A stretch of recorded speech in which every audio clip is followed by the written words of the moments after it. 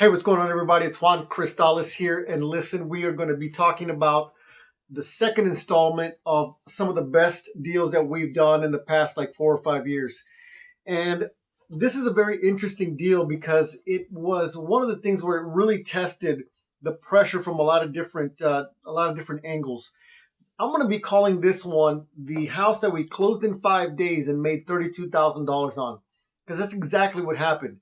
Now, I know it's kind of a crazy thing and everybody talks about, I've even had, the title company says like, oh man, that's super risky. Look, I get it. But you have to understand the situation that sometimes people get themselves into. Now, sometimes, I'll tell you this story. Sometimes people kind of bother me. They bother me because they say things to the effect of like, one second.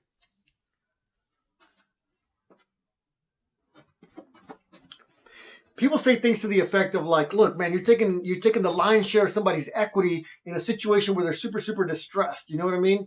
But here's my counter argument to some of that stuff. We don't force the gun on anybody. We don't make anybody to sell their property to us. But oftentimes what happens is that people wait till the very last minute to ask for a lifeline. Okay? And that's exactly what happened on this situation. I had someone that was kind of wanting to learn real estate investing, and one of the techniques is like, hey, you can go door knocking and potentially find a lead this way. So this person was super motivated. They wanted to go door knocking, and they just had that kind of personality to be able to do that. Now, I'm not suggesting you do that. If it fits your personality style, that you're okay with door-to-door sales, and by all means, go ahead and go for it. Okay.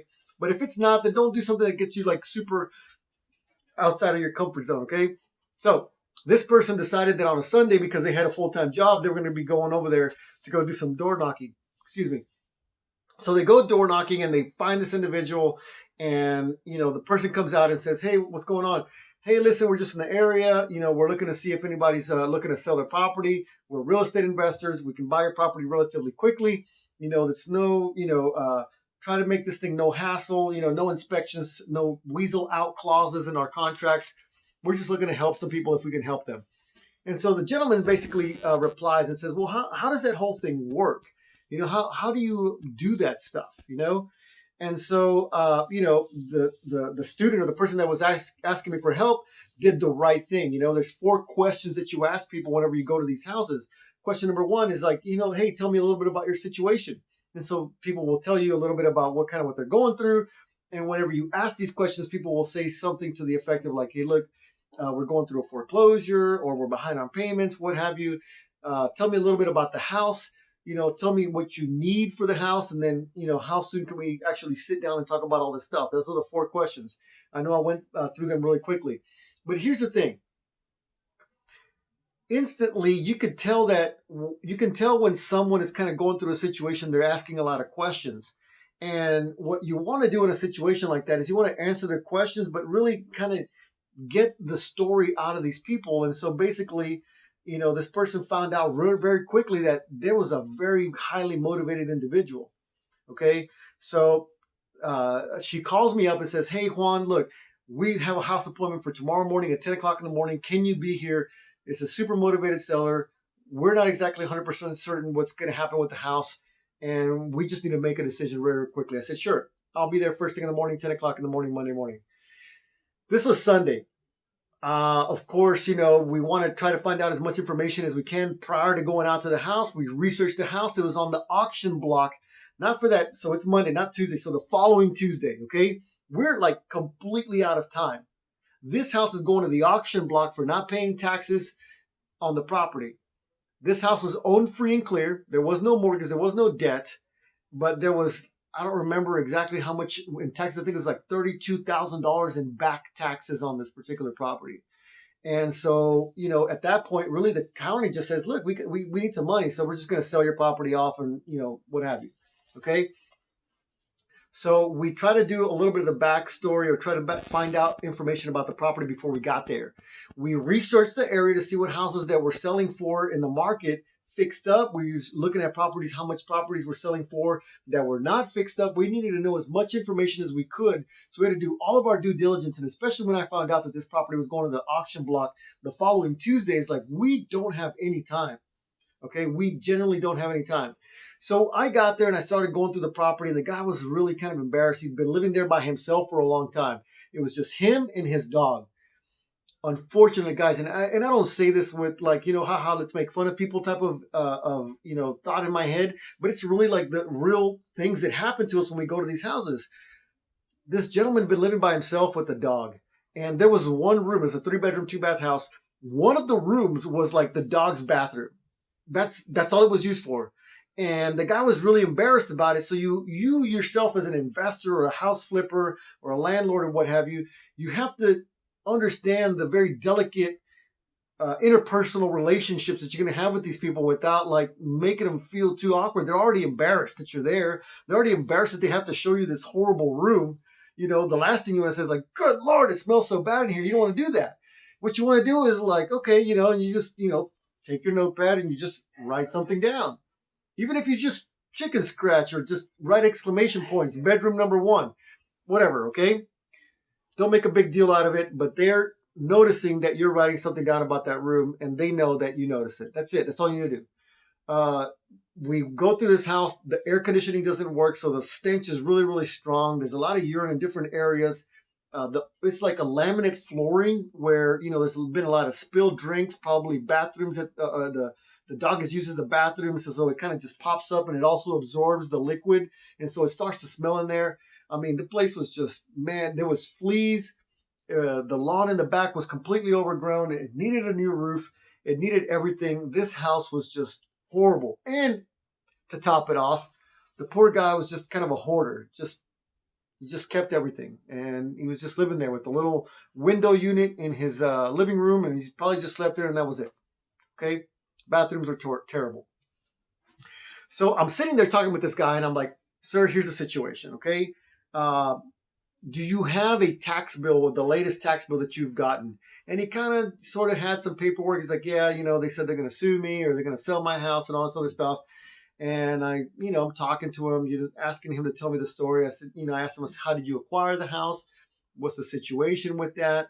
And so he starts giving me a little bit more of the backstory and everything else like that. Guys, whenever we do these things, I'm telling you, and I learned this from another real estate investor. Whenever we go to these people's houses, me is dole, dole, dole. I don't want to talk about myself. I want to talk about them and their situation, how I can help them. And that's it. Quality conversations. Okay. And so he doesn't care whether, I drive a nice car or a horrible car, whether, he doesn't care. Okay. So we're there and we're talking about a situation, and we find out the bill, and we're like, look, ballpark, you owe about this. You owe about $32,000 in back taxes. And so he's like, yeah, okay. He's like, it's great that you guys can buy my house very, very quickly, but he's like, I need money. Like, he's like, I can't even afford to move out of my house. Okay. And so it was a very, very like hit me in the face, was like, man, how are we going to, okay, it's great that we can buy this house and pay off his tax debt and then, help him with some money. But like, he's stuck. He still can't do anything until he actually closes and gets some money to be able to do something. So one of the things that we use in this situation is we withhold a little bit of the money as long as it's okay with them. And we kind of, it's like dangling a little carrot in front of them, okay? But it just gives them a little bit of drive to like want to move out. Because what we don't want is like give them all the money and then they have no real impetus or driving force for them to actually move out. So what we did is we withheld enough money where he's motivated, so that way when he was completely out, he got the rest of the money and he knew that was going to happen. And he was okay with that. He agreed to it. So we put it all on paper. It's all, under contract and everything else like that. It wasn't a big deal. But before we got to that point, we had to talk about just putting the property under contract. He had to just accept what we were going to be able to give him. And he had to accept basically kind of, the circumstances and the situation. So here's kind of the lessons that we learned from this particular seller. And, we're getting there. And the title company is not going to open title unless they have an executed contract. And an executed contract is very simple. All parties have signed, the buyer and the seller. All the sheets have been initialed at the bottom. At the very end, everyone's like a full, old school payroll signature. And then you have a date and then how much earnest money is going to be given. And then the earnest money actually seals the deal and then it gets done. That's it. Now we're under contract, okay? But the title company is not going to be like, hey, we like you, Juan, so we're just, open title on that. No, no, you have to go through that process. And this person, we're there. We've talked numbers. We've come to an agreement, and we've told them, look, this is what we can do. We'll close this thing. It's a done deal. And so the guy was just like, I don't know, I need to call my family. I need to talk to my sister and all this other stuff. I said, sir, let's call them right now. If you really feel that compelled to talk to your family, let's call them right now and address all the questions that you have. What are we leaving out that you still aren't clear about so that we can address it and get this thing going? We need to get this paperwork started before we can go to title and get the whole thing done. And the guy was just like still hesitating. He was still stalling. And this is the lesson that I guess I'm going to be sharing with you guys. Is lesson number 1 is don't be afraid to press a little bit. Press the seller a little bit to say, hey, look, this is the line that I used on him, or I don't want to say used on him, but this is the line that I used at that particular moment. I don't think I had ever used it before, but in this situation, I want him to see me as someone that's helping him because I genuinely am. Otherwise, I mean, the house goes to auction and then he has to fight to try to get some money out of that. I don't know if he has the ability, the financial capability to be able to get some money, or maybe he just goes to court. I don't know how that whole thing works. If they pay the taxes and someone's willing to pay above that, where does that money go? I have no idea. Okay. So here's kind of the scenario with him.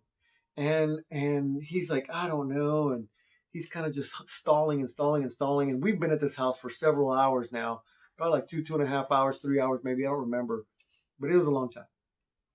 And everybody's just kind of waiting around.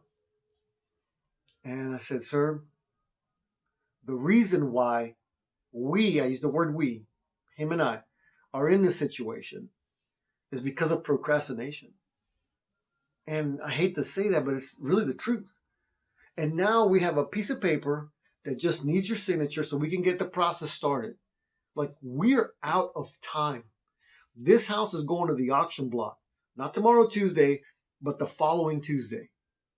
We have to get this signed now, today, because once you sign it, I'm gonna scan it with my phone, with my app on my phone, and I'm gonna send it to the title company. And when I send it to the title company, I have to call them up and say, hey, please, title company, I need a huge favor. I need to ask you to put things on pause and focus solely on this contract. Because if we cannot close this contract by Tuesday of next week, it's going to the auction and everybody's lost. Your time, our time, this gentleman's time, our time, money, just everything, okay? So please give me that priority. And so he really started to think about that. And I asked him, I said, have you had any experiences in buying and selling houses? Like, no, not really. I said, normally it's a 30 to 45 day situation. I'm going to try everything that I can to try to close this house by Friday or Monday of next week. But I need this paperwork signed today. And so he looked at it, he looked at us. He's like, are you guys for real? I said, sir, I'm here. I want to help you get some money, get you on a new path. Let's get this process started. And so he went ahead and signed it. So lesson number 1, don't be afraid to press a little bit when someone is kind of hesitant, but you know that you're short on time. Okay. People are trusting you to be able to save them out of this situation. Number 2, again, private money. We talked about this in the previous one, is you have to have a strong network of private money so that they can quickly look at a property and say, boom, let's do it. Let's fund it. I realize it's super short notice, but let's fund that thing, because otherwise, if that deal does not get funded, then there's a lot of second and third order effects of that. So make sure that even if you're barely just starting, talk to people about what you do, and talk to people about how private money works and how lending works on real estate and how they're protected in a first lien position and all that stuff. And we'll talk more about that some other time. And then number 3, you got to have a strong relationship with the title company, because I genuinely had to call the title company and said, hey guys, I just emailed you a contract. Don't freak out.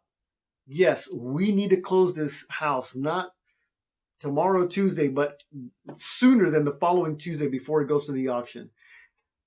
Closing it on Tuesday is too late. So basically Monday prior to the auction. Can we make that happen?